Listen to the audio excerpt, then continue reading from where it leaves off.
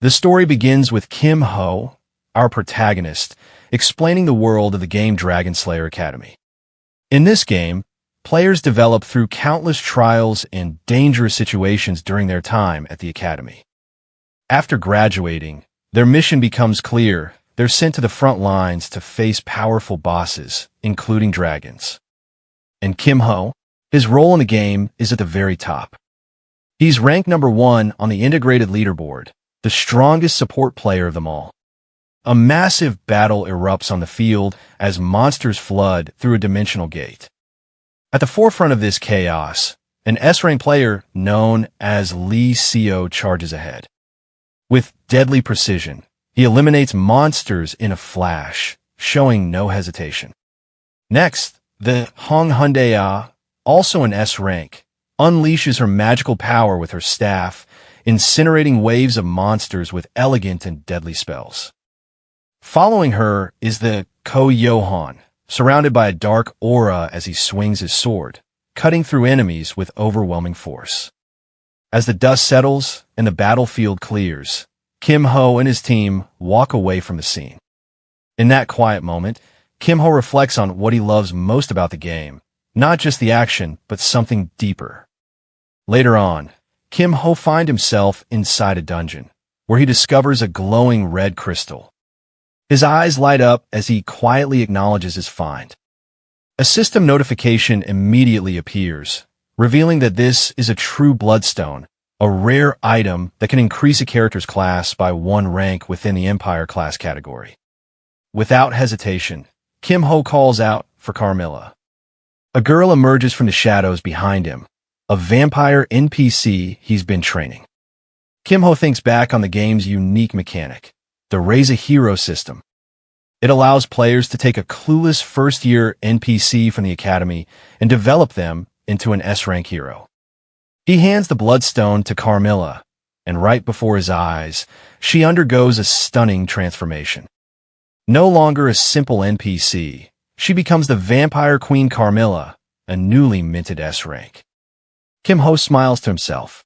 He's just raised his 1000th S-rank hero. Suddenly, the scene cuts to the real world. Kim Ho is back at his computer, sitting comfortably as he yawns. Everything up until now, the game world, the battles, the transformations, all of it happened inside the game. He removes his headset, a faint smile playing on his lips, quietly acknowledging that there's nothing left for him to do. He's reached S-rank in every class. His inventory is overflowing with duplicates. He wonders if maybe he should try something different, like raising some of the more average characters just for fun. But then, a new notification pops up unexpectedly. Kim Ho frowns. A system alert at this hour? Curious, he clicks it open. The message congratulates him. He's achieved a feat no one else has, 1000 S-rank graduates. Because of this, a special quest is now available. He's surprised. This is a quest he's never heard of before. Then, another message appears, one that stuns him. The objective: prevent the destruction of the world. The difficulty: EX rank. Kim Ho is speechless. Up until now, S rank was considered the highest possible tier in the game. But now, there are EX rank items, skills, and even EX rank heroes. His mind races with possibilities. Without a second thought, he clicks accept. There's no way he's passing up brand new content like this. Another notification confirms the beginning of the quest.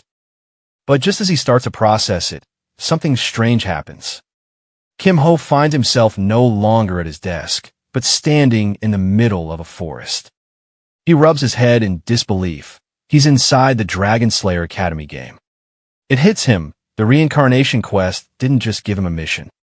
It actually transported him inside the game world. He glances around. Trees tower over him. Sweat forms on his brow. He recognizes this place instantly.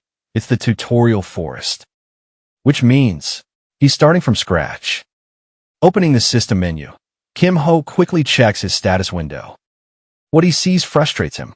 His progress is gone. It's a full reset. No perks, no bonuses for being reincarnated. But then, just as he's about to complain, a new set of notifications appears.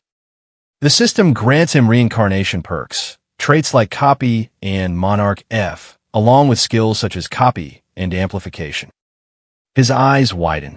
These weren't part of the normal game. Reincarnation perks? That changes everything. Crossing his arms, Kim Ho examines the system. Even if he's back to level 1, he's confident he can grind his way back. And honestly, if he's going to start fresh, a few advantages are only fair. Then another message appears. It's the first quest in the tutorial. The objective? Survive for 10 minutes. The reward? A new student character from Dragon Slayer Academy. Time remaining, 9 minutes and 56 seconds. Kim Ho instantly recalls what this tutorial used to be like. It should be simple, just avoid low-level monsters until time runs out. But then, he hears footsteps. Heavy ones, too loud for any weak mobs. Something's not right. Suddenly, Kim Ho notices something in the sky, 2 massive dragons locked in combat, soaring above the forest. The sight of them makes his heart skip a beat. Dragons? Here? Panic hits him as he begins to run. 2 S-rank bosses showing up in the tutorial zone. That had to be the result of the EX quest. Nothing else could explain something this absurd. As he sprints, a chilling thought crosses his mind. If even one of those attacks hits him, he's dead. Before he can even begin his new journey, it'll be over. But then, another idea sparks. Maybe this chaos is the perfect opportunity. Kim Ho slows down and focuses his eyes on the dragons. He remembers the mechanics behind one of his reincarnation perks. To copy a skill or trait, he needs to witness it activate with his own eyes, and he must correctly identify the target's name and rank. For him, though, that's the easy part. Suddenly, an enormous explosion rocks the forest, the dragons clashing mid-air. Right then, a system notification flashes before Kim Ho's eyes. He successfully registered a new target trait. Elemental resistance has been copied and saved into his slot. Sweat trickles down his face, but he's smiling now. That worked. He didn't expect to score an S-rank ability so early. Another notification pops up, explaining what the trait does. Elemental resistance greatly reduces all elemental damage. Testing his new power, Kim Ho lightly lifts some nearby leaves. He muses to himself. It would have been great to get a skill too, but without a mana engine, he wouldn't be able to use it yet. Still, getting an S-rank trait this early? That alone was a solid win. Just then, he notices something strange. The wind. It's blowing the leaves backward. That's not normal. Something was building. He glances back toward the dragons. Both of them are charging up a devastating attack. His heart drops. It's a breath attack. The dragon's strongest move. Even with elemental resistance, this was too much. He turns and runs with everything he's got, knowing that getting caught at this distance might actually kill him. Before he can even escape fully, the dragons unleash their devastating breath attacks. But just as the energy surges toward him, the system intervenes. A notification appears right in time. The first tutorial is complete. The reward list scrolls by Dragon Slayer Academy uniform, a student ID, and a train ticket. Immediately, another notification follows. Tutorial 2 has begun. The objective is simple: board the train to Dragon Slayer Academy. The scene shifts. Inside the train, a boy looks down at a sleeping girl beside him. Seeing there are no empty seats, he tries to politely get her attention. He asks her if she wouldn't mind sharing the seat. When she doesn't respond, he asks again, unsure if she's asleep. Before he can figure out what to do next, Kim Ho suddenly appears inside the train car, transported there by the system.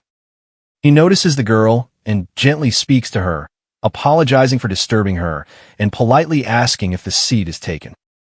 The boy turns to Kim Ho, slightly awkward, explaining that she hasn't responded and he's not sure if she's asleep or just ignoring them. But then, without warning, the girl wakes up. Kim Ho calmly repeats his question, and the girl responds immediately, giving him permission to sit beside her. He thanks her with a soft laugh and introduces himself as Kim Ho before taking the seat next to her. The boy watches them, a bit confused and unsure how to react. The girl rubs her eyes and finally introduces herself as Seo Yin. Kim Ho then gestures to the remaining space and invites the boy to sit as well. He reassures him it's fine. The boy lights up with excitement at the offer and quickly introduces himself, Go Hyun-woo. Go Hyun-woo looked toward Kim Ho and gave a polite bow, thanking him sincerely. He mentioned he might have had to stand for an hour if not for the seat and promised to repay the debt someday, addressing Kim Ho respectfully as Hyung. Kim Ho watched him and couldn't help but think that the boy gave off the classic aura of a wuxia protagonist. Everything from his speech to his posture felt carefully refined. Curious, Kim Ho casually asked what had caused him to be late. At that, Hyun-woo's eyes lit up with excitement. He explained he'd seen 2 dragons along the way and got so distracted watching them that he completely lost track of time. Kim Ho paused, remembering his own narrow escape from the dragon's breath attacks earlier. A cold sweat formed on his face as he admitted he saw them too. Internally, though he was still shaken, he had barely made it out alive. Suddenly, the train began to move. The students murmured with excitement, reacting to the motion. Kim Ho silently reflected as the train departed. This was Dragon Slayer Academy, a place he had returned to countless times while raising heroes. He had known every detail, every secret, to the point where it had grown repetitive. But this time there was something new. As Kim Ho looked around, he noticed that none of the faces were familiar. Not Go Hyun-woo, not Seo Yin, not even the train staff. While the world mirrored the setting of Dragon Slayer Academy, the cast had changed completely. That could only mean the events and quests might play out differently as well. He made a mental note to observe everything closely and track what had been altered so far. His thoughts were interrupted when he felt a gaze. Seo Yin was staring at him without looking away. Kim Ho noticed it right away and found it a little unnerving. What he didn't know, though, was that Seo Yin possessed a special ability. Her eyes could analyze and convert everything she saw into measurable data. When she glanced at the boy sitting across from her earlier, his status screen appeared normal, completely average. But when she looked at Kim Ho, what she saw was unclassifiable. His status screen displayed nothing but question marks. That alone made her think this guy was different. Special, even. She could count on one hand the number of times she'd seen a screen like that. Just then, Kim Ho noticed her staring and, a bit uneasy, asked her directly why she kept looking at him like that. Seo Yin paused for a moment, remembering advice someone had given her before she left for the academy. If someone catches your interest, try being nice to them. Holding on to that memory, she reached into her bag, pulled out a small packet of cookies, and offered one to Kim Ho. Surprised, he accepted it with an awkward thank you and asked if she made them herself. She confirmed it with a nod. Kim Ho took a bite. The taste was just okay. Nothing remarkable, but a kind gesture nonetheless. A moment later, Kim Ho turned to Go Hyun-woo and brought up something he'd been curious about. He asked if the wrapped object beside him was a longsword. Hyun-woo smiled and replied confidently that Kim Ho had a good eye. He explained that it was a sacred relic of his martial sect, though unfortunately, he wasn't yet qualified to break its seal, so it remained wrapped up for now. Until then, he wielded a regular iron sword, which he considered a trusty companion. Despite that, he claimed he hadn't met a worthy opponent yet. Kim Ho chuckled at that and teased lightly, suggesting maybe something sturdier would be better suited. Suddenly, the door to the compartment swung open with energy, and a cheerful voice rang out. A blonde-haired boy stepped in loudly and greeted everyone, asking if he could hang out there for a while. Without hesitation, Go Hyun-woo welcomed him warmly and told him to feel free to stay. The new boy laughed and thanked them for the hospitality, saying he'd just hang around for a bit. But Kim Ho immediately picked up on something strange. The guy had been loud, but there were no audible footsteps. That alone made Kim Ho suspect who, or rather what, he might be dealing with. Turning to the boy with a sharp look, Kim Ho pointed out that he didn't seem like he came just to sit. He asked directly what his real business was. Hearing the words from our protagonist, the blonde boy let out an awkward laugh, wiping sweat from his face as if he'd been caught red-handed. Trying to play it off, he quickly pulled out a card and held it up with excitement, as if presenting an official ID. The card read, Dragon Slayer Academy Errand Service. We'll find you anything for the right price. He claimed they were just passing through to promote their business. Curious, the protagonist asked if they really could find anything. With confidence, the yellow-haired boy confirmed, absolutely anything. But then, with a more serious tone, the protagonist followed up with a pointed question, even if it meant bending or breaking some school rules.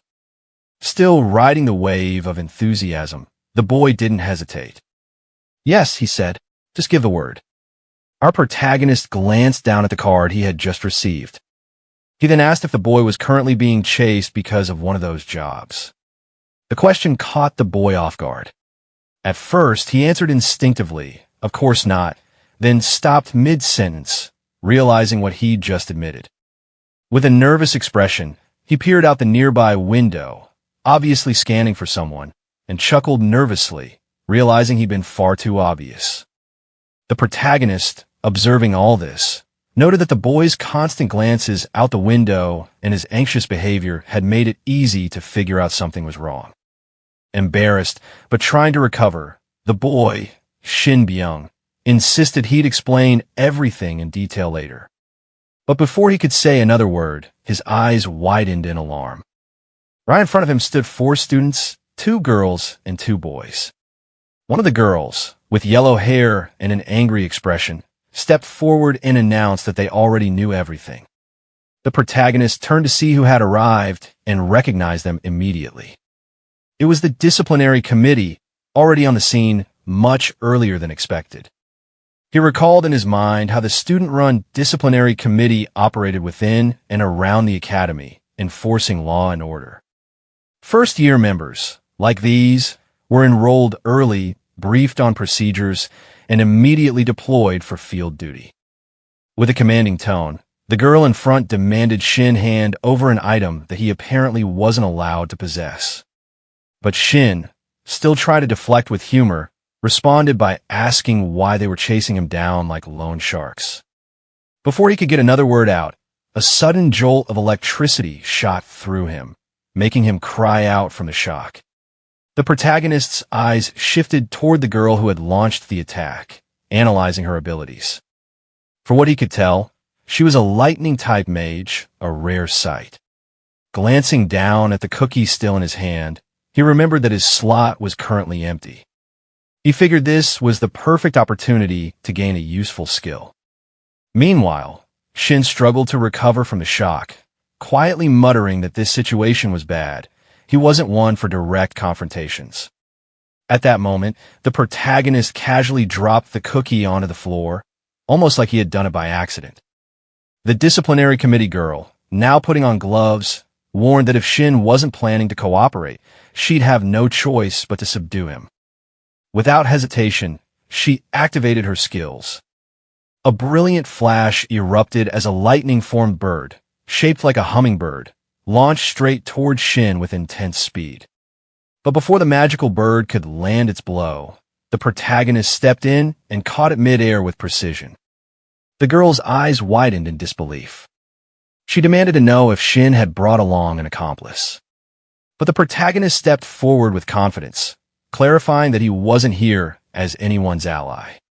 Then, pointing firmly at the cookie lying on the floor, he claimed that she was the one who made him drop it. The accusation caught her completely off guard.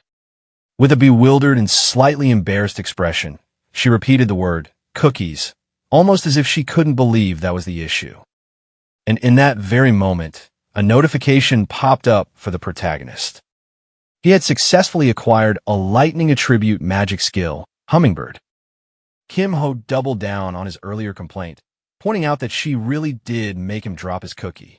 Anyone would be annoyed if their snack got ruined like that, he argued. The disciplinary committee's long-haired boy scoffed, calling it a pathetic excuse to start a fight and warning Kim Ho to step aside unless he wanted to get burned. Go Hyun-woo, unwilling to let things escalate against his new companions, put a hand near his sword and told them to be careful. If weapons were drawn, he wouldn't stay out of it. Tension thickened in the train car. Shin Byung-chul froze, clearly panicking as the situation threatened to spiral. Then the lightning mage girl from the disciplinary committee raised a hand and cut him before things exploded. She offered to send Kim Ho a dessert coupon for the student cafeteria as compensation. That settled them immediately. He laughed and accepted.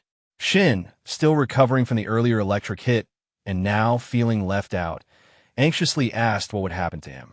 Kim, teasing, told him that sounded like a personal problem. Privately, Kim Ho was pleased. He'd successfully intercepted her lightning spell and now had the chance to make good use of the skill he'd copied. A system update appeared in front of him. Copy, skill, hummingbird copy, trait elemental resistance. Once the committee retrieved the contraband they were after, the yellow-haired girl exposed what Shin had actually done. He'd stolen the station attendant's wig as a prank, and it had gone too far. Kim Ho silently agreed. Yeah, that one deserved getting zapped. As she passed him, the lightning mage gave cold advice. Stay away from Shin Byung-chul. Kim Ho just laughed and waved it off. He'd make his own decisions. The long-haired boy from the group pointed at Kim on the way out, saying he'd remember him. After the disciplinary committee left, Go Hyun-woo confirmed what they suspected. Those students really were from the committee, right? Shin nodded and explained that only top-tier elites were selected. The lightning caster who hit him was Song Chun-hai, granddaughter of Thunder Lord Song Jung-yoon of the Topaz Mage Tower. Hyun-woo asked about the others. Shin broke them down. Jo Byok was a disciple of the Fist King. Han Saman had been trained by the Sword Empress, and Jim Yohan was the sole heir of the Golden Lotus Pavilion. Serious backgrounds, every one of them. With that warning delivered, Shin grabbed the door, announced it had been nice meeting everyone, and told them not to forget to say hi next time before ducking out. Hyun-woo watched him go and chuckled about how lively that bunch was. Then, turning to Kim, he asked if he really stepped in just because of snacks. Kim Ho laughed lightly and admitted the truth. He mostly wanted a closer look at that rare lightning magic. Hyun-woo was puzzled. All Kim had done was deflect one of Song's spells. How much could he have learned from that? Kim asked how familiar Hyun-woo was with the spell called Hummingbird. Hyun-woo thought about it. That was actually his first time seeing it. It moved so fast his eyes could barely follow. It didn't seem designed to crush targets. It looked more like a control spell, something that could immobilize or paralyze. Kim told him he was half right. When pressed, he activated the copied magic to demonstrate.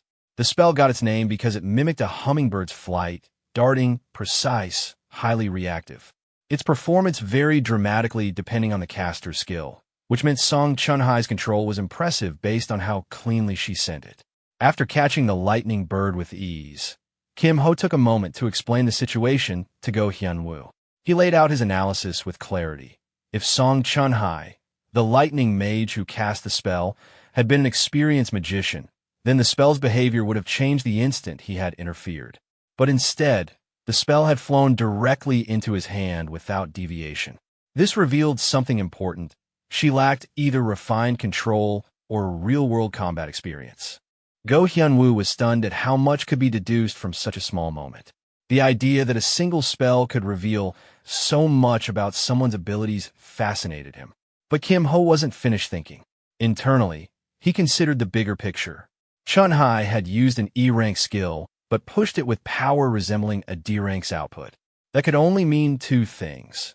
Either she had a particularly strong trait amplifying her abilities, or her mana reserves were naturally vast. In either case, she certainly lived up to being the granddaughter of the famed Thunder Lord, Song Jung-yoon. Later, outside the room, the two of them walked and talked casually. Go Hyun-woo, still deep in thought, remarked that it felt like fate. They'd just met, and already he was learning so much from Kim Ho. But Kim Ho brushed it off, joking that it wasn't a big deal. It was just the kind of knowledge he'd share with anyone. Appreciating the humility, Go Hyun-woo clasped his hands together in a respectful gesture, promising to return the favor. If Kim Ho ever needed help, he only had to ask. Kim Ho, with a sly grin, decided to take him up on the offer right away. But first, he asked to borrow a single silver coin. Go Hyunwoo blinked in confusion, not sure where this was going. A short time later, they found themselves sitting in front of a broken-looking slot machine labeled out of order. Kim Ho sat down, eyes fixed on it, and explained without turning to his companion. This train car had once been a sightseeing attraction, and this room was once a casino. It was clear the restoration process wasn't yet complete. Go Hyunwoo glanced at the machine skeptically and asked why they were using it, given the out-of-order sign. Kim Ho's reply was vague, something like, "Who knows?" and he placed the silver coin into the machine. Go Hyunwoo protested loudly, insisting it was clearly broken, but Kim Ho ignored him and pulled the lever. Inwardly, Kim Ho was focused. This wasn't just random gambling. He believed this was a hidden event, a concealed game mechanic. In his mind, this slot machine was one of those rare must-pick events hidden behind misdirection. When a machine only spat out a plain water bottle, both of them stared in quiet disappointment. Neither had expected much, but the result was still underwhelming. That's when Go Hyunwoo, still watching Kim Ho intently, asked why he had come along in the first place. Kim Ho answered plainly, while playing the slots wasn't technically against the rules, the items one could receive from them were. That was where the violation lay. Go Hyunwoo quickly caught on, so his job was to stand guard. Kim Ho confirmed it. He added that the disciplinary committee rarely visited this part of the train, so the risk was minimal. But before the words had fully settled, a voice snapped from behind them. A girl stood there, sharp-eyed, commanding, and introduced herself as Han Saman, a first-year member of the disciplinary committee. She demanded to know what they were doing, making it clear that touching the machine was forbidden. If they continued, there would be demerits. Kim Ho leaned in toward Go Hyunwoo and whispered, asking him to buy some time. Go Hyunwoo replied in the same hushed tone that he would try, and that there was something he'd been meaning to test anyway. Han Saman, however, was not easily dissuaded. She raised a finger toward them and warned that helping another student break the rules would also earn demerits. Go Hyunwoo didn't hesitate.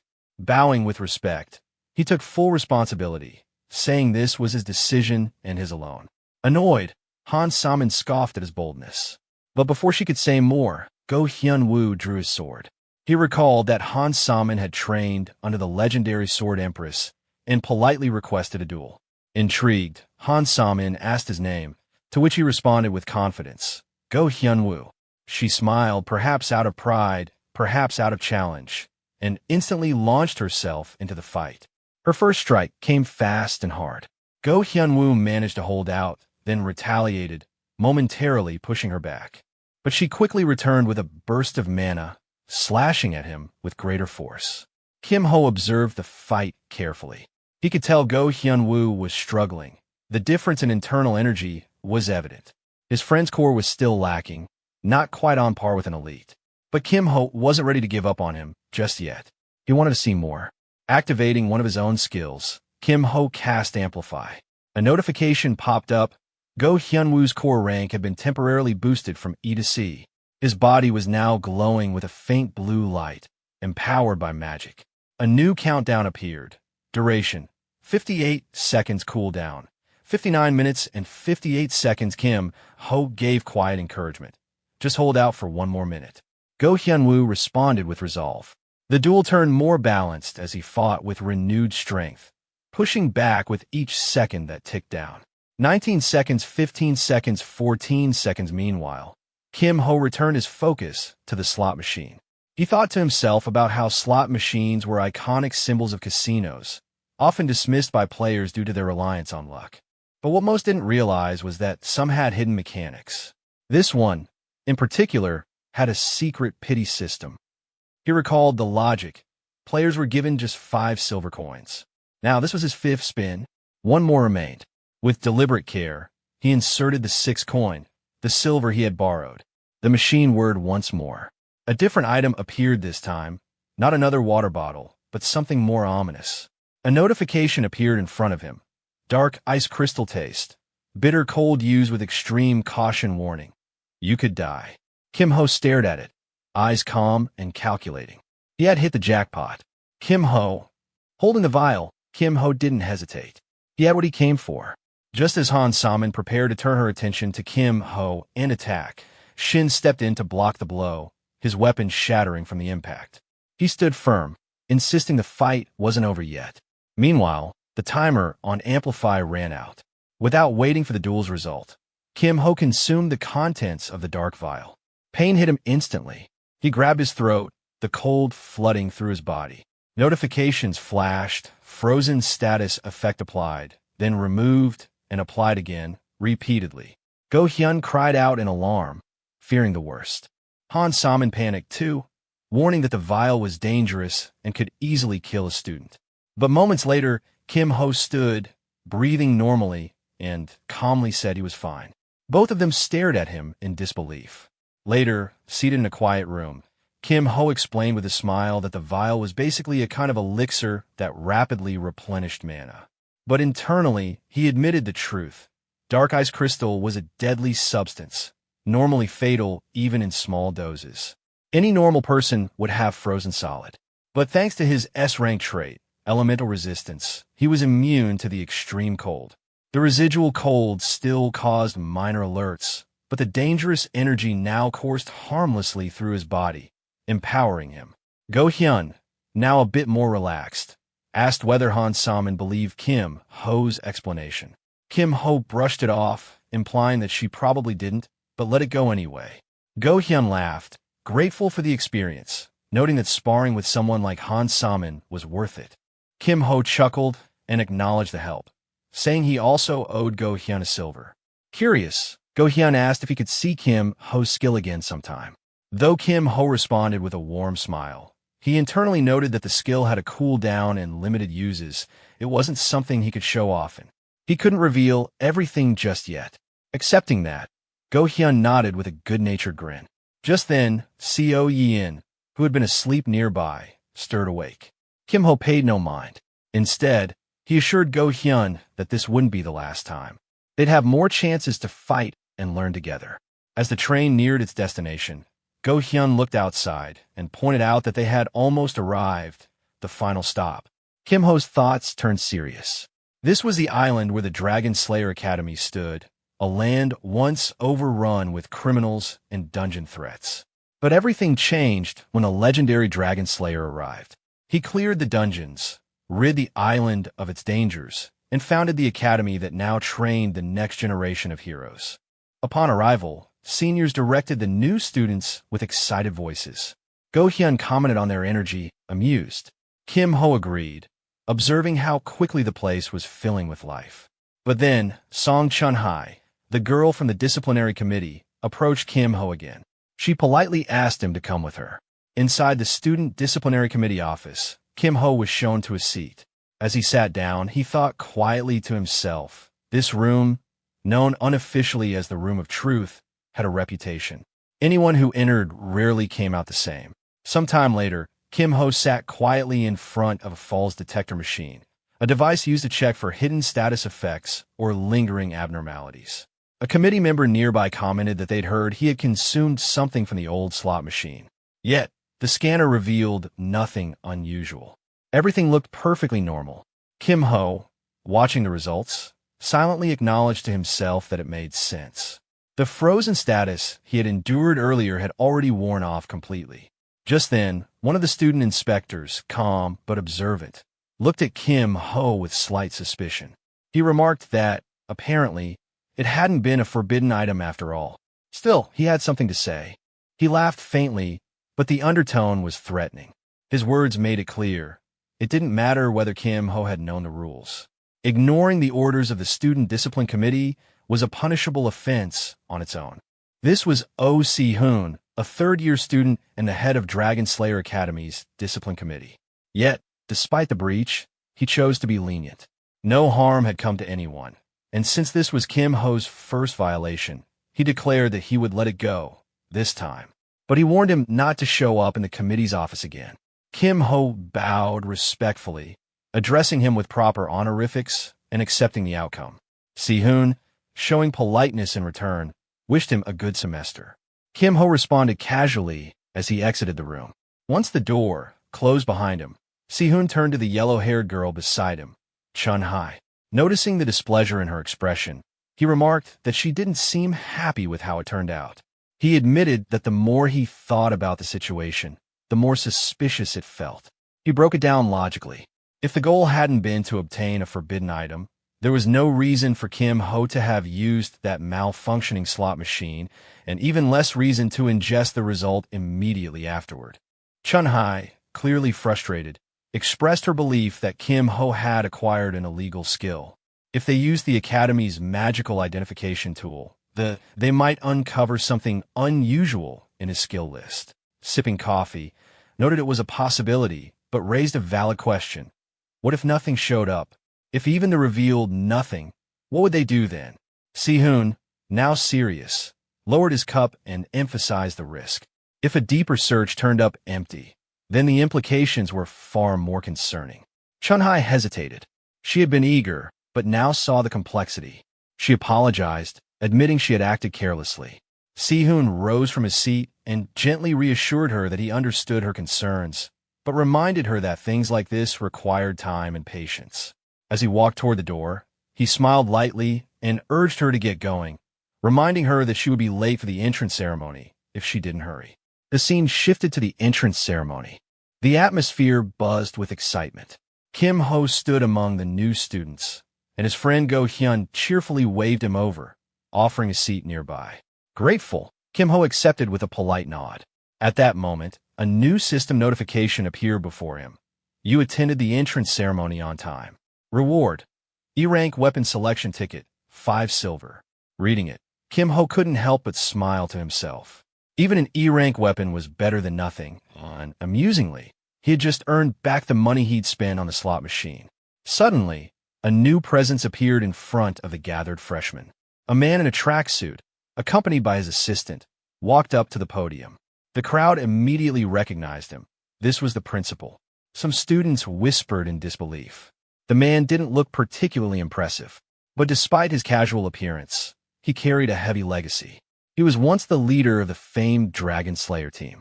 By tradition, the principal of Dragon Slayer Academy was always a retired frontline hero, one of the most elite individuals in the world.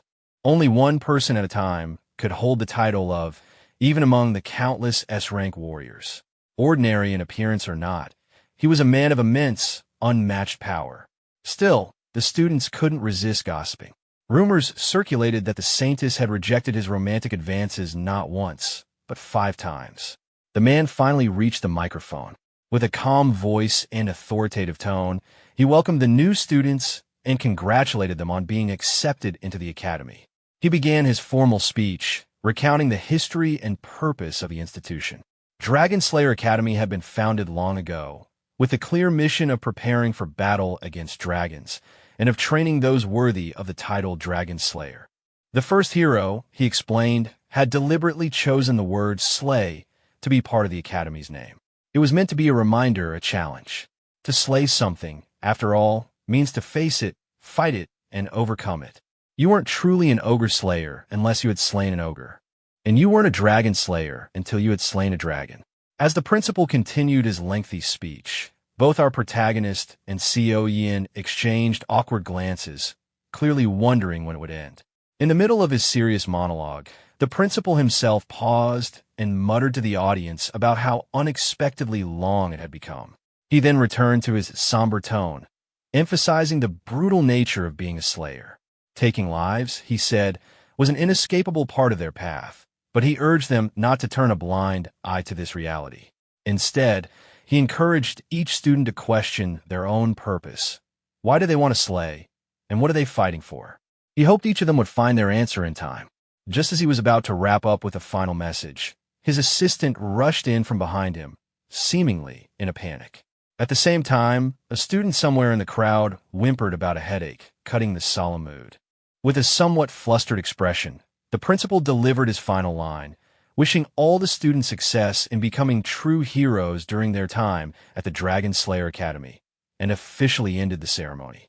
After the speech, Go Hyun, full of energy and excitement, commented about how meaningful the whole experience had been. This surprised the protagonist, who had clearly been bored the entire time. But Go-hyun explained, laughing, that every word of the principal's speech had felt valuable to him because he was used to hearing similar lectures from his master every day. This revelation left the protagonist slightly dumbfounded, sweating and awkwardly staring at his friend. Then the assistant stepped up to the mic again to issue some important announcements. First, she reminded everyone that the list of forbidden items had been updated. Possessing any of these would not only result in confiscation, but also harsher penalties beyond just losing points. She also informed them that for now, new students would be restricted to the ground floor for any practical evaluations. Entering the lower levels without permission could harm not just the individual, but also their associated sect, magic tower, or guild. This warning caused visible anxiety among some of the students, who were now nervously sweating in their seats. The assistant gave a final stern reminder. One reckless decision out of curiosity could bring consequences for everyone. She urged everyone to follow the rules strictly to avoid disadvantages. With that, the entrance ceremony was officially over, and students were dismissed for dinner, reminded to return to their dorms on time. Right after, Shin Byung suddenly appeared in front of the group, calling out enthusiastically and inviting them to go eat. Go-hyun immediately noticed a wound on Shin Byung's face and asked how he got it. Shin Byung, trying to brush it off, claimed it was just a small incident and told them they should eat well that night. This confused Go-hyun, who pressed for an explanation, to which Shin Byung vaguely replied that tomorrow was the first day of classes, a big day awaited them. That night, back at the boys' dormitory, Go-hyun discovered that he and the protagonist were neighbors. He waved cheerfully and expressed his delight over the coincidence, but the protagonist was clearly not thrilled, replying with dry sarcasm. Go-hyun, still cheerful, told him to rest well. After entering his room, the protagonist removed his jacket and hung it on the door. But instead of going to bed, he made up his mind. He wasn't going to waste this free time just sleeping. Something was clearly brewing in his thoughts. That night, in the quiet of his dorm room, Kim Ho sat cross-legged on his bed, entering a meditative state. Concentration etched across his face. He began forming a glowing blue orb near his lower abdomen, a deliberate act of will and control. He was creating the essential power engine needed to use skills that consume mana or internal energy. Though he had never done this before in real life, he relied on instinct and theory, his mind filled with a clear understanding of the process. With the dark ice crystal he had consumed earlier, his body was brimming with mana, almost overflowing. As he opened his eyes, a steely determination burned within them. He was confident this would work. Meanwhile, just across the hall, Go-hyun-woo was also sitting in quiet meditation within his own room. His thoughts lingered on the battle with Han So-mi, the first real opponent he had encountered since descending the mountain. Both of them had held back somewhat during the match, but he knew that even at full strength, the outcome would have been uncertain. Had Kim Ho not intervened at the precise moment his iron sword broke, he likely would have lost. Since that moment, one word kept echoing in his mind when he thought of Kim Ho, master. Kim Ho carried the kind of calmness that only truly powerful people possessed, and his gaze seemed to pierce through everything. Go-hyun-woo glanced at his sword leaning in the corner of his room, pondering whether he should ask Kim Ho for guidance. But after a moment's hesitation, he shook his head. No, he told himself. Kim Ho was the first true friend he'd made. He didn't want to impose. Smiling faintly, he refocused, determined to push forward with his own strength. The next morning, temporary classroom in the temporary classroom, Seo Yeon greeted Kim Ho with a yawn, her words casual and sleepy.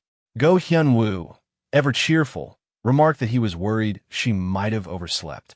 Kim Ho, watching the interaction, thought to himself that the guess sounded accurate. The student started murmuring, looking around in confusion.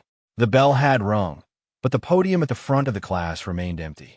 Kim Ho silently observed the situation, mildly unimpressed. Whoever their homeroom teacher was, they clearly didn't value punctuality. Just as the class grew restless, the classroom door opened. A man entered, radiating a sharp, intimidating presence that silenced the room immediately. The students stared, taken aback. He scanned the classroom with a piercing glare before introducing himself bluntly. Lee Soo-dok, their homeroom teacher. To test the students, he pointed to one and demanded to know his nickname. Nervously, the student stammered out a few options until finally blurting the correct one. The Human Butcher. Kim Ho processed the name silently. In a world filled with superhumans who had surpassed the boundaries of ordinary strength, there were those who strayed, villains who used their power selfishly and cruelly. Lee Soo-dok was a man tasked with hunting and executing such criminals. His nickname, while grim, was well-earned. It reflected a career in which he'd killed far more villains than he had spared. Now standing before the class, Lee Soo-dok made it clear he hadn't been thrilled about becoming a teacher. But the principal had asked, and he was a professional. He didn't take any assignment lightly, and this would be no exception. His intensity hung heavy in the air.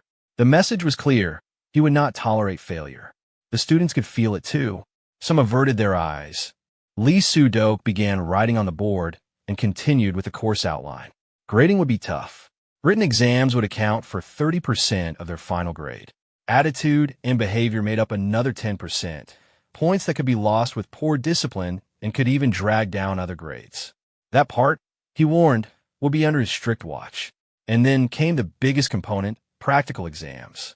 These were divided into two categories: Dungeon Conquest, which involved navigating and clearing dangerous dungeons, and PvP matches, where students would test themselves against one another. Each would make up 30% of the final grade, and all scores would be graded on a curve, meaning it wasn't enough to be good.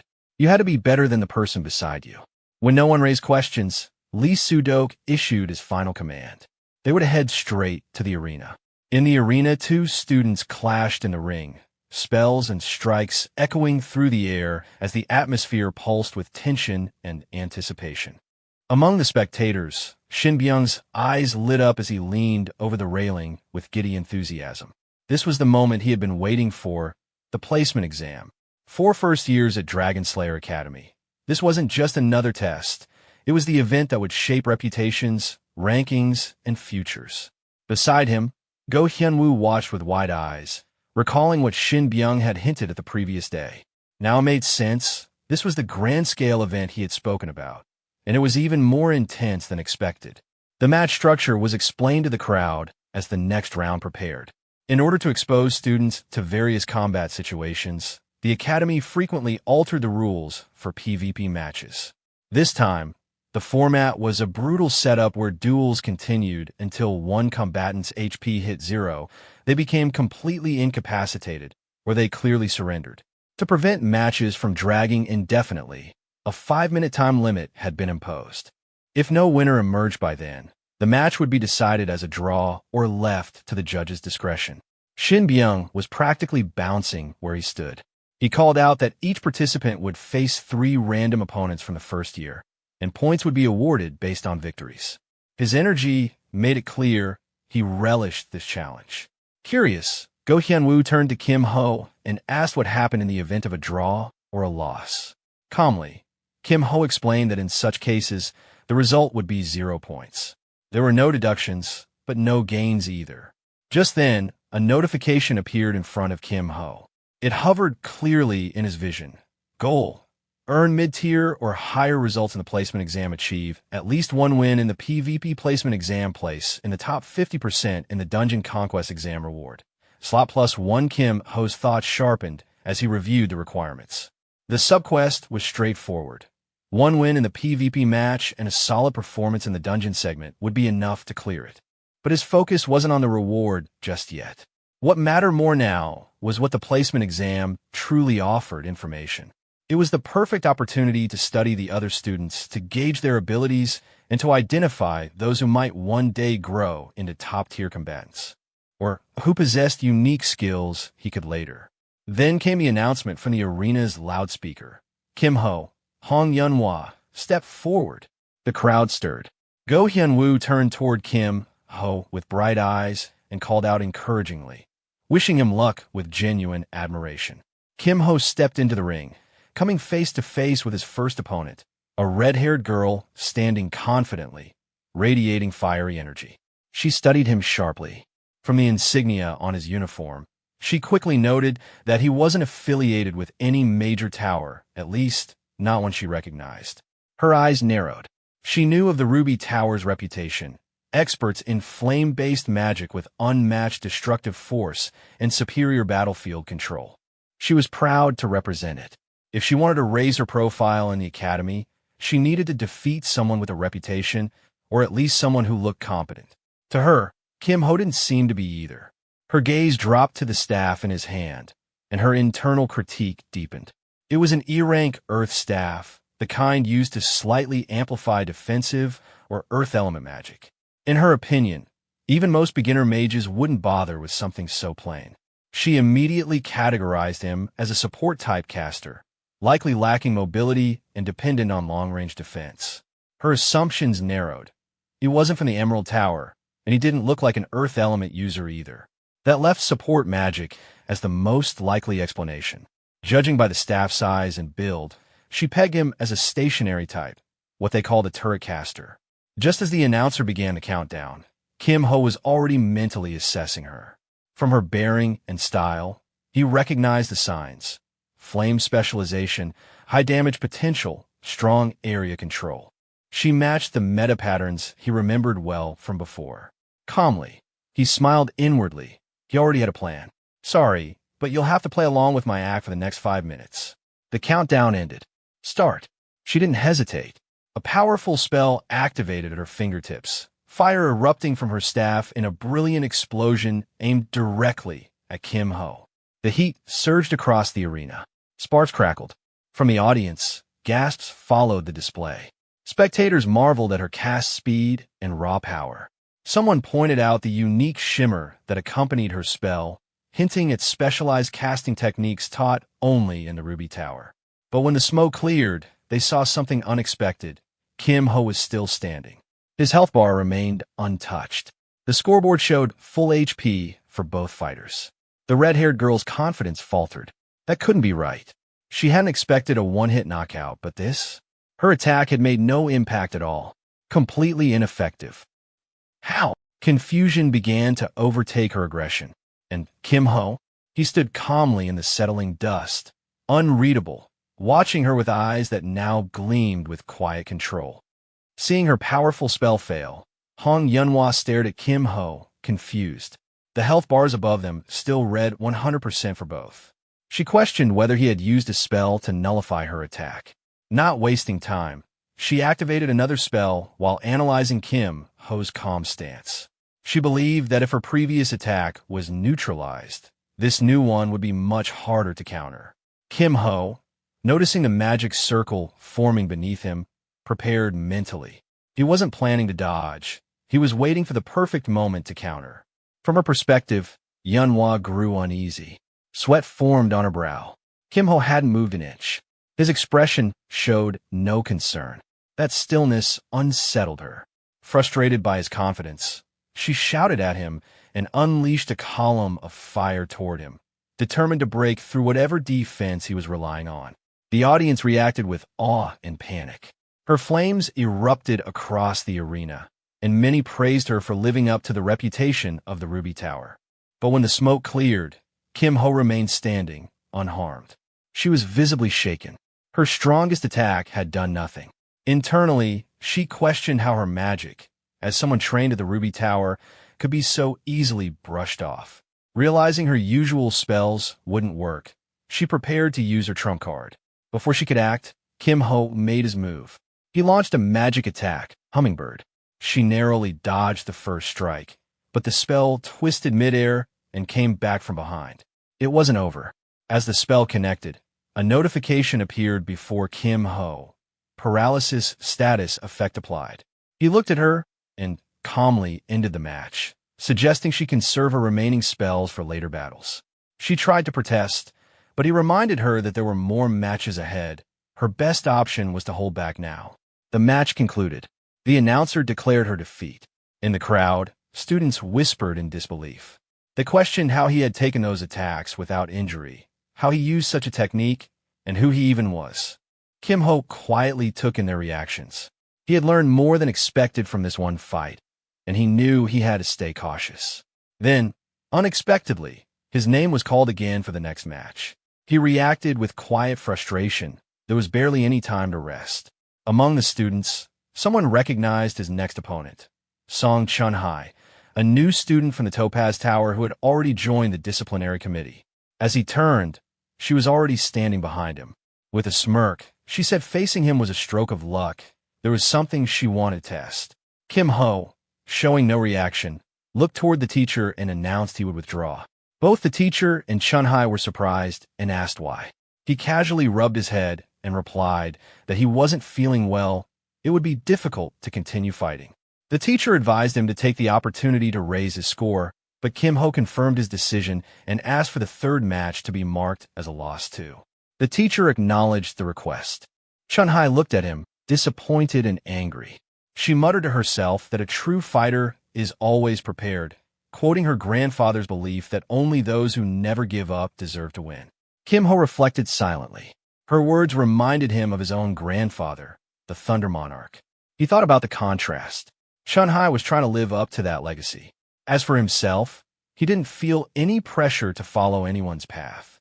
Even so, he admitted to himself it wasn't bad advice. Not that he intended to follow it. Our protagonist began walking away from the arena, clearly uninterested in continuing. His tone was indifferent, as if he'd already made peace with the outcome. He casually dismissed the match, claiming it wasn't for him and telling the girl to consider it her win.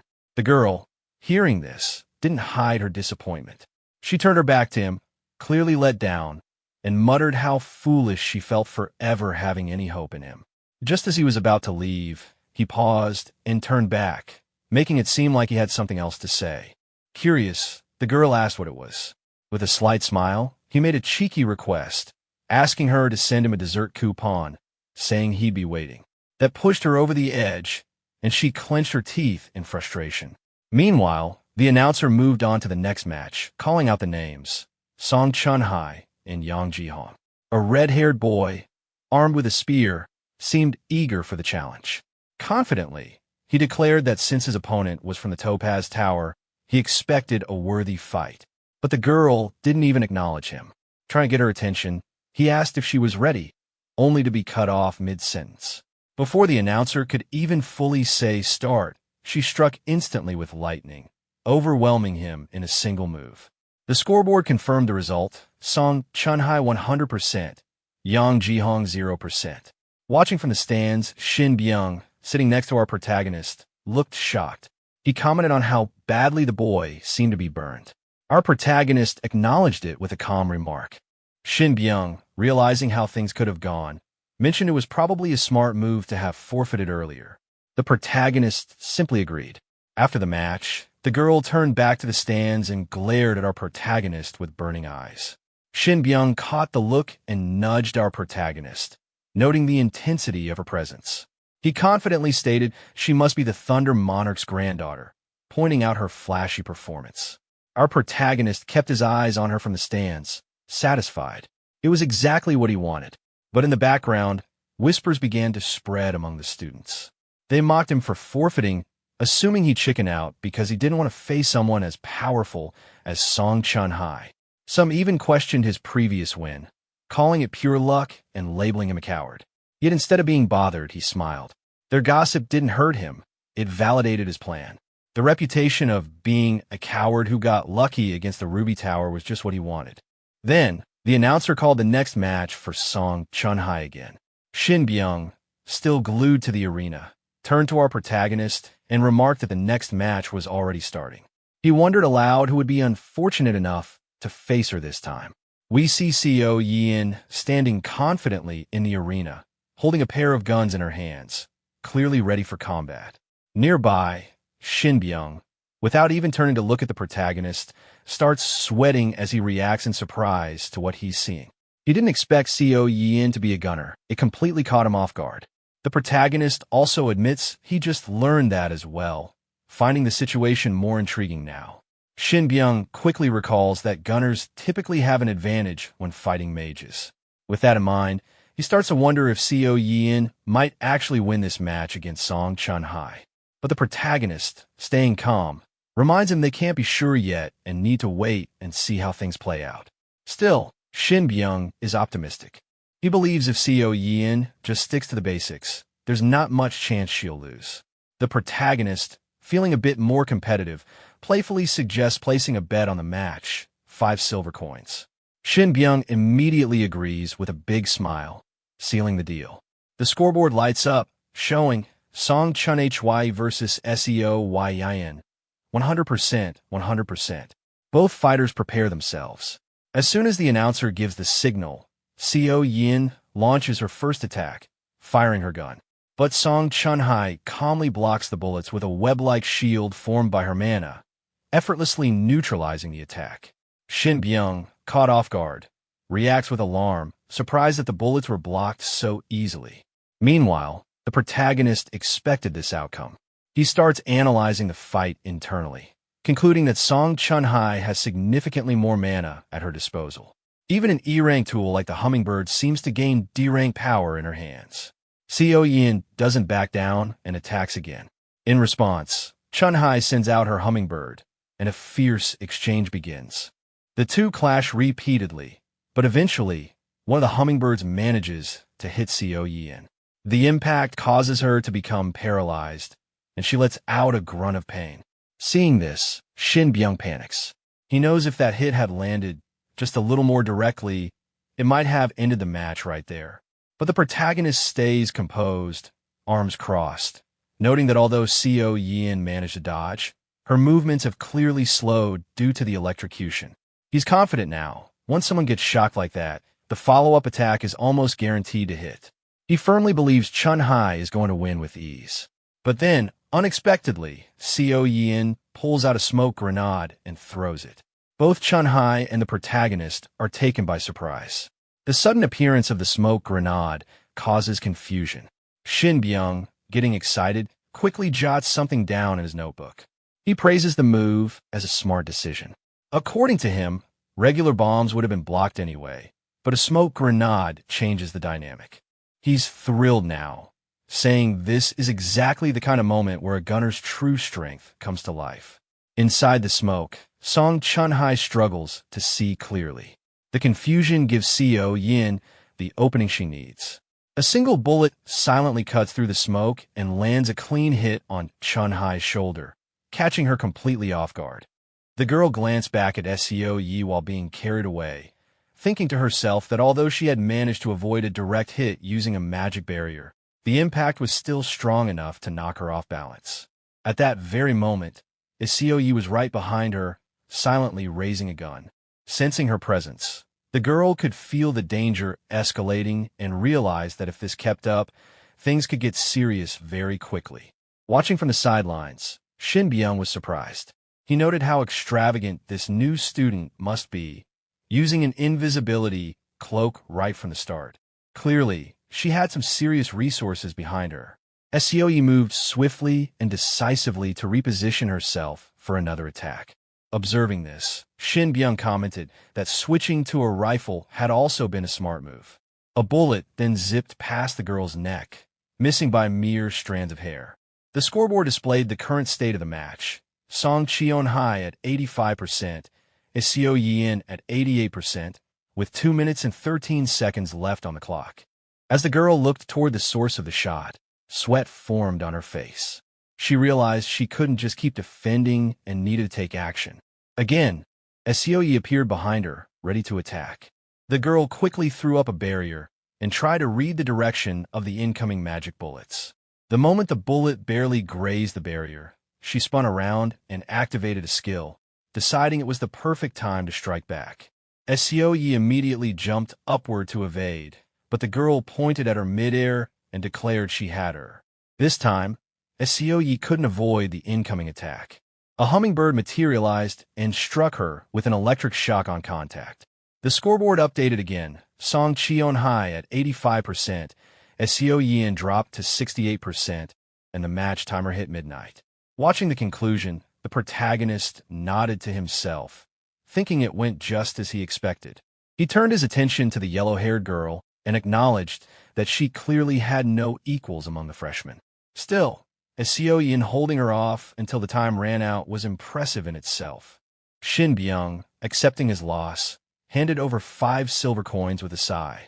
But before letting go, he grabbed the protagonist's arm and, sweating nervously, suggested another bet under the same terms.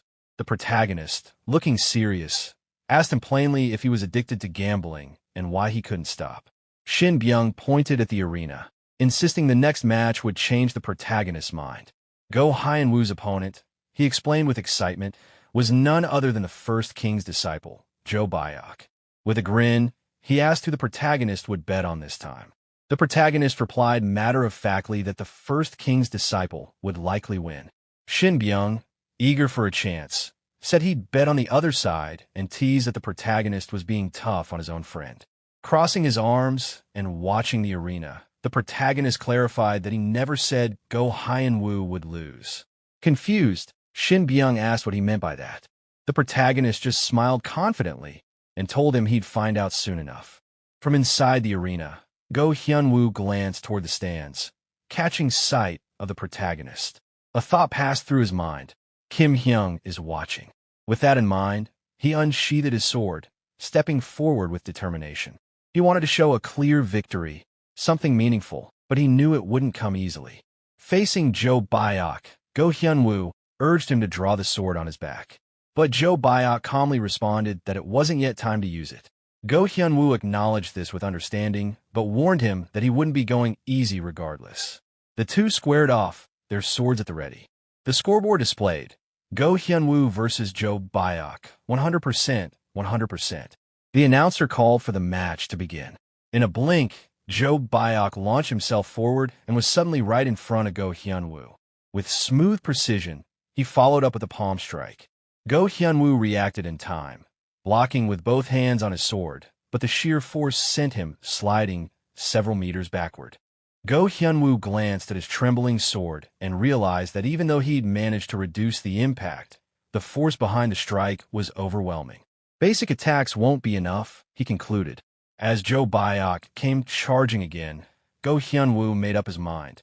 I'll end this in a single blow with this technique. He activated a refined move, the blue sword technique. The two closed in once more, clashing with all they had. Their powers met in a brief but intense moment of force. The result, Go Hyun-woo's sword shattered from the impact. Without facing his opponent directly, he quietly admitted defeat, saying he could no longer continue.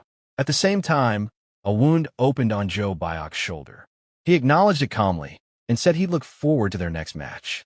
With that, the match ended, and the two fighters disappeared from the arena. Watching from above, the protagonist thought to himself. As expected, the iron sword couldn't withstand it. He recalled seeing Go Hyun-woo's swordsmanship on the train earlier and had briefly hoped otherwise. But reality affirmed what he suspected. Go Hyun-woo treated severing swords like disposable tools. Beside him, Shin Byung held his head in disbelief. Sweating nervously, he asked how the protagonist had predicted the outcome so accurately. In response, the protagonist quietly grabbed his shoulder and lightly scolded him for talking too much. Then, with a smile, he held out his hand, requesting the agreed-upon 5 silver coins. Shin Byung, flustered, admitted he didn't have the money. But the protagonist calmly offered an alternative. He didn't necessarily need cash. Shin Byung asked with a bit of hope what he could offer instead. The protagonist simply pointed to his notebook and told him he could pay with information. Just then, the announcer's voice echoed. The raid placement exam will continue after lunch. Everyone, gather at the dungeon building, and don't be late. All right, dismissed. Sometime later, the two sat on a grass field outside, eating lunch. The air was calm, and Shin Byung took a bite of his sandwich before looking over at the protagonist. Who will win at the end? He asked casually. Without missing a beat, the protagonist replied, let's talk after you finish eating. Shin Byung chuckled and then leaned forward. Sorry. So what information do you need? With a curious but thoughtful look, the protagonist replied, just tell me about the promising talents from the 4 great factions. Shin Byung, grinning playfully, replied, well, all right. I'm overflowing with top-tier information. Then, turning a bit more serious, he began explaining, to your information, the 4 great factions at Dragon Slayer Academy, besides official groups like the Disciplinary Committee, are major powerhouses. He listed them one by one. Miram Alliance Guild, Union Magic Tower Society, Knight Order, among them, if we're talking about the real promising talents. He started going through his notebook. Grandson of the Sword Saint, Moyong Hyeonsong, Miram Alliance. Moyong Jun, also Miram Alliance. Hong Yunhua, the likely next head of the Ruby Magic Tower, Magic Tower Society. Park Nari, the druid who walks around with a cat on her shoulder, Guild Union.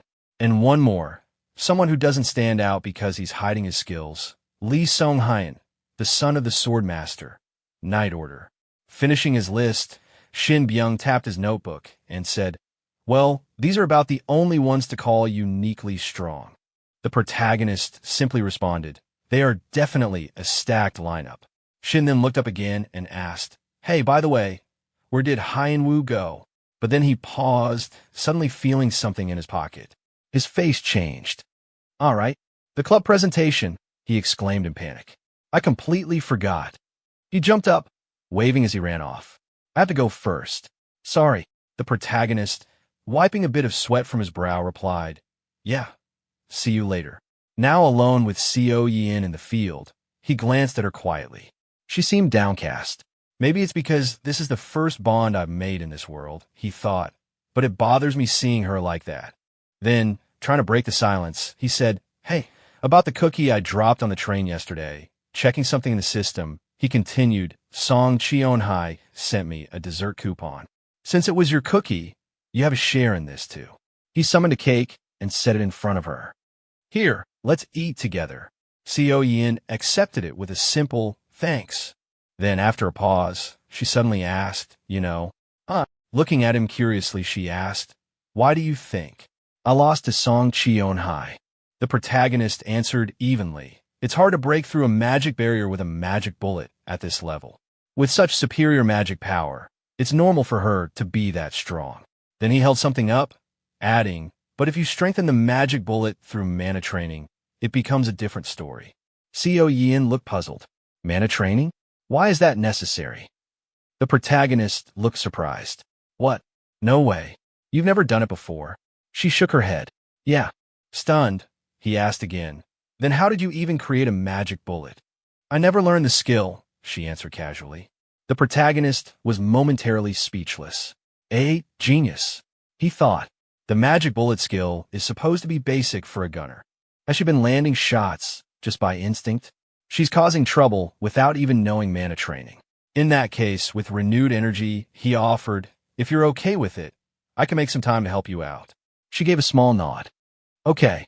Smiling, he said, "Once you train your mana and learn the skill, things will get a bit easier." "Well, you scored well. Let's go. Time for the placement exam." Then suddenly, the scene shifts to the dungeon wing. In front of the dungeon portal, the teacher gathers all the students and begins addressing them with a serious tone. He informs everyone that the conquest exam is about to begin. The exam will take place inside the dungeon portal behind him, and it will follow 2 specific rules.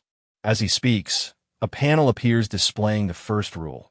Students will earn points based on the number of monsters they defeat within a 10-minute time limit. The more monsters they defeat, and the higher their quality, the more points they will get. The second rule is that it's a rank-locked zone.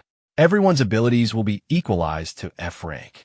This includes their equipment, skills, and traits.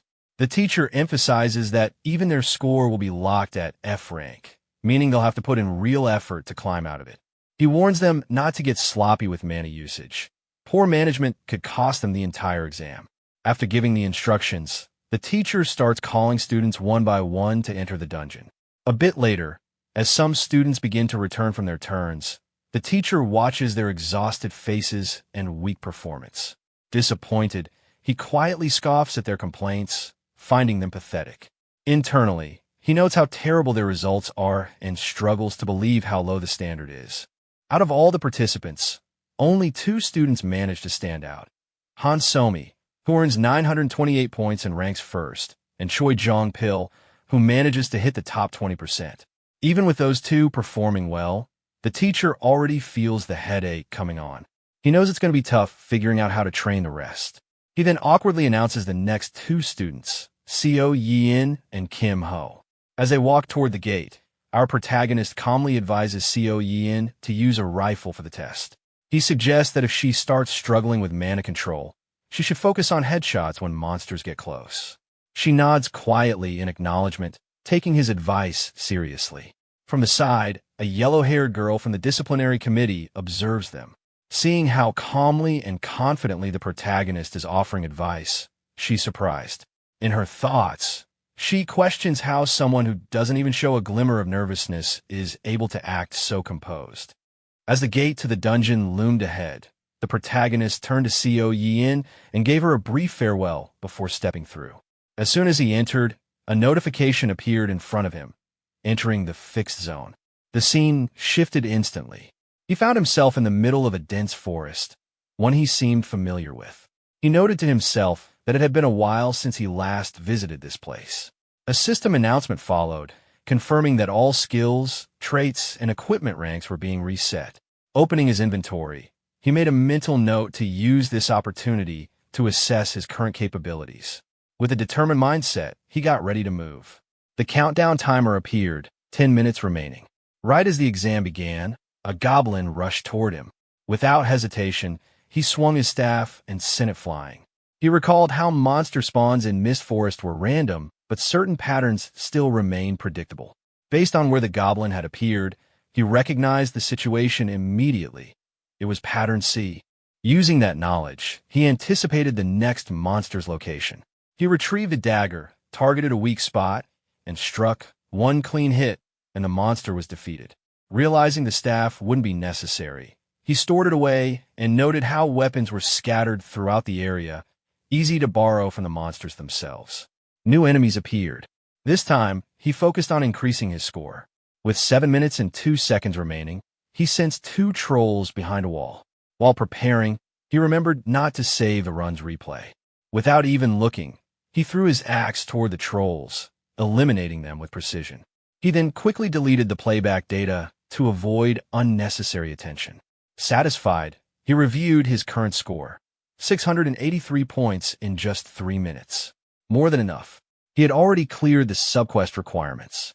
A notification appeared, confirming his progress. Placement exam ranked in the top 50% reward. Plus 1 skill slot. Clicking the panel, he decided he'd done enough. Pushing further might only draw suspicion. It was time to wrap it up. As he exited the gate, Seo Yin was just returning from her own trial. He greeted her, casually asking how it went. She admitted it was difficult, but he noted that her score didn't seem too bad. Unbeknownst to them, the teacher nearby had been observing. He remembered this student, Kim Ho, as the one who forfeited during PvP. Dismissing him as weak, he expected another poor showing. Until he checked the scoreboard. He was stunned. Kim Ho had reached mid-high tier rankings in such a short time, an unheard of result. Sweat forming on his brow, the teacher made a silent decision. He would need to keep an eye on this one. Calling out the next participant, he shouted for Go Hyun-woo. As Hyun-woo approached the gate, Kim Ho gave him a calm warning to be careful. Hyun-woo nodded, saying he would return. Kim Ho then turned his attention to the leaderboard. At the top stood Lee Sung-hyun, 951 points, first Han Somi, 928 points, second Moyong-jun, 903 points, third. Recognizing the names, he reflected. Moyong-jun, the Sword Saint's grandson, was known for his talent.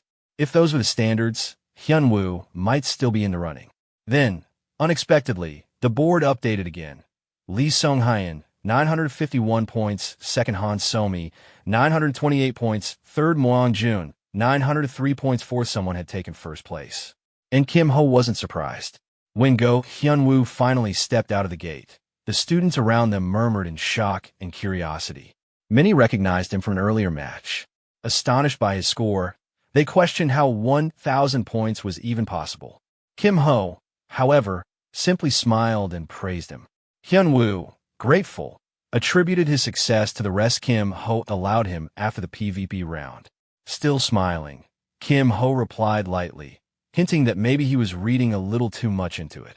And at the same time, 2 people were arguing nearby, and one of them scoffed, saying, what's with that guy? Even the coward is pushing into high ranks now. The other one replied, right? He even forfeited the PvP exam. Hearing that, Go Hyun glanced toward them angrily, but our protagonist stopped him and said, forget it. Just ignore them. Go Hyun, sweating slightly, looked at him and said, "But really, Kim Hyung." But our protagonist just winked at him and said, "I'm fine. Don't worry." Hearing that, Go Hyun calmed down and nodded. "If that's your decision, Kim Hyung."